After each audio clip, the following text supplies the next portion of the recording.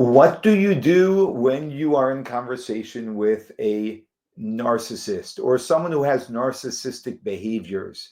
Someone who is just too self-absorbed in their own version of reality to actually hear facts and deal with reality. How do you deal with such a person? This week's Torah portion has exactly this story and demonstrates exactly what to do. It's unbelievably enlightening. All of us find ourselves in this situation from time to time, but in today's day and age, we find ourselves as a nation in this conversation constantly. The conversation about Israel where facts no longer matter. And that's because the people who are against Israel are behaving with narcissistic characteristics. They have their version of reality and they are sticking to it. It makes no difference how blatantly their lies may be. What do we do in such a situation? There's a way to converse with a person like this, and it's important to know it, because otherwise we end up finding ourselves in a place that good people often find themselves, and that is we end up finding ourselves obsessed with approval for the other person.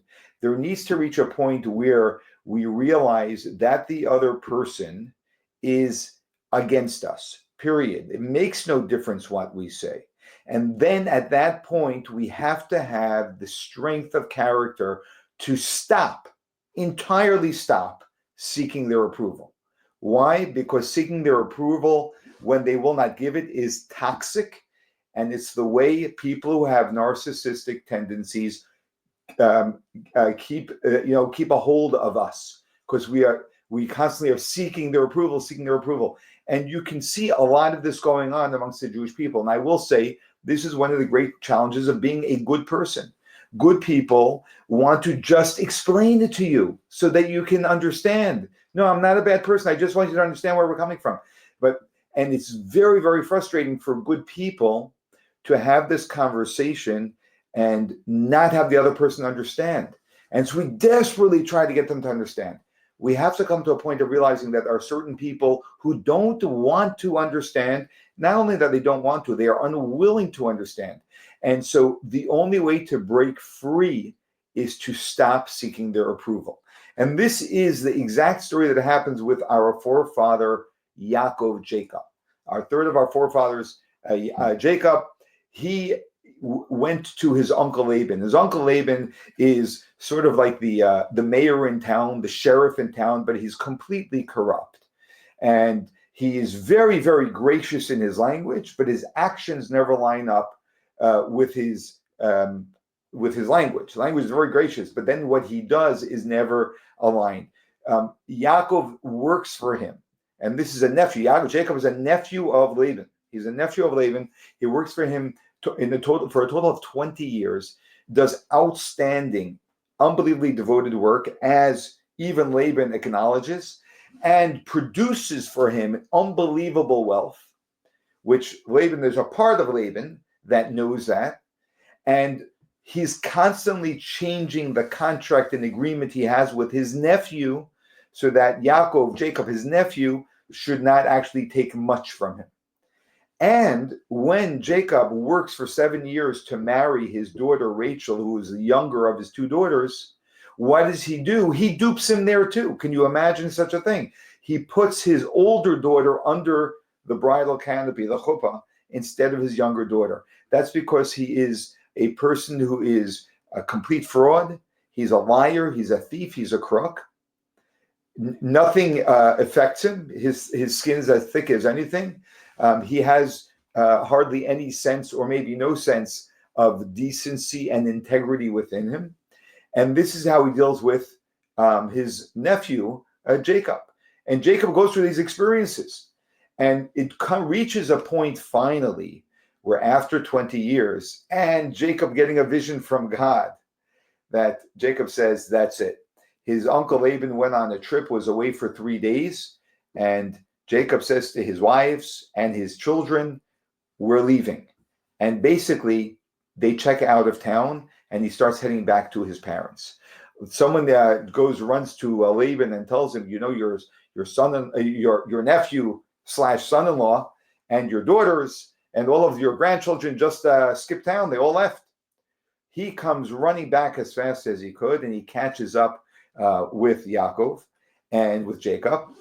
And here's what he says, and this is very key to understanding how self-consumed Laban was. And that's how many people who live in delusional realities are. They're just so self-consumed they can't see reality because they can only see things as they pertain to them. He makes this statement to Yaakov. He says, the daughters are my daughters. In other words, your wives? No, they're not your wives. They're my daughters. The sons are my sons. Your children, they're my children. And the animals are my animals. And all that you see is mine. You hear that? We call that the classic narcissist. It's all mine. Everything that's yours is mine. Does that sound familiar? That's exactly the language that's going on in the street today. Israel is ours, but Israel is the one who's being accused of apartheid. Israel is the one who's being accused of genocide when they're saying everything you have is ours. And this is his sentiment. Essentially, what the narcissist believes is you really have no right to exist. Your entire right to exist is only within the context of your existence within my existence. And that's why all you have is mine. If you want to work for me and be a part of my program, then you can exist. But otherwise, everything you have is mine. You have no right to exist. This is exactly how all anti-Semites think. They think exactly this way. Jews are only good as long as they're serving us. The second they become a little bit inconvenient or too uncomfortable because they're being too successful, we have to kill them out. That's the anti-Semitism. And they will twist and turn everything. Even the people who believe and have in their own charter the genocide will accuse the Jews of genocide when they actually have it written in their charter. I mean, it's right. The ones who actually are apartheid, you can't find a single Jew in Jordan, in Egypt, in the West Bank, in Gaza, not a single Jew, right? And you have 2 million, right? Over 20% of the Israeli residents are Israeli Arabs. And yet we are the ones who are committing apartheid. And the world goes with it. It's just unbelievable. This is blatant anti-Semitism. It's people who are completely consumed in what they want without the ability to see anything beyond that, or the not just the ability, but also the desire to see anything beyond that. And Jacob actually tries to reason with his uncle / father-in-law, and he says, what is my crime? What is my sin? What have I done? But you know what the answer to that question is? The answer to that question is, you exist. Your very existence is a threat to me. That's the answer. There is no intellectual answer to that question. There is no way of getting the anti-Semite to actually accept the Jew. You can argue, debate, and defend all you want with all the reasoning. That's not going to make any progress with the real anti-Semite.